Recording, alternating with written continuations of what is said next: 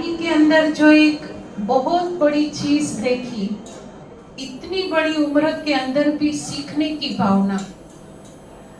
मेरी कोरोना से पहले की बात आपको बताती हूँ कि लीला दीदी मुझे हमेशा कहती थी कि पिछले दिन क्या हुआ है, किसने क्या क्लास कराया, क्या समाचार, तो आप दादी को आकर के सुनाओ।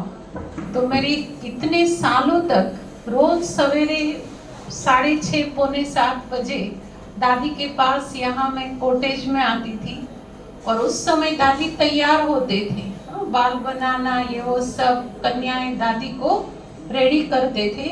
और तब मैं देखती थी कि दादी का टेप हमेशा चालू, जब तक मैं आऊं दादी का टेप चालू और उसमें क्लासेस चलते होते थे।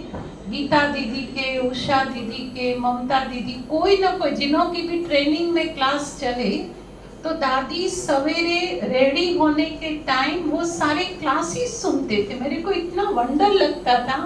तो मैंने एक बार दादी को पूछा, लीला दीदी, कि दादी आप क्लास सुनते हो? तो दादी ने एक ही शब्द में इतना सुंदर उत्तर दिया। दादी ने कहा, हर एक से सीखने को मिलता है, हर एक से सीखने को मिलता है।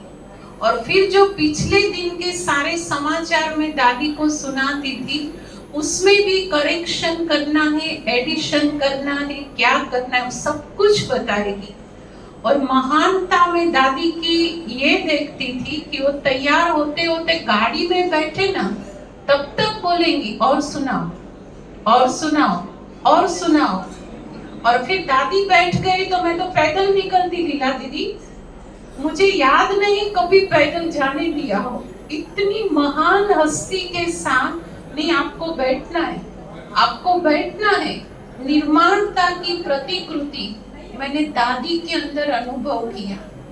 और एक दूसरी बात मैं आप सभी को खास बताना चाहूंगी कि कुमारियों के क्लासेस के अंदर दादी जो धारणाओं की बात कहती थी ना, और उसमें भी खास प्यूरिटी, पवित्रता की बात का जो पिलर दादी ने पक्का कराया है कन्याओं के अंदर, उसका तो कोई मिसाल ही हमारे पास नहीं है।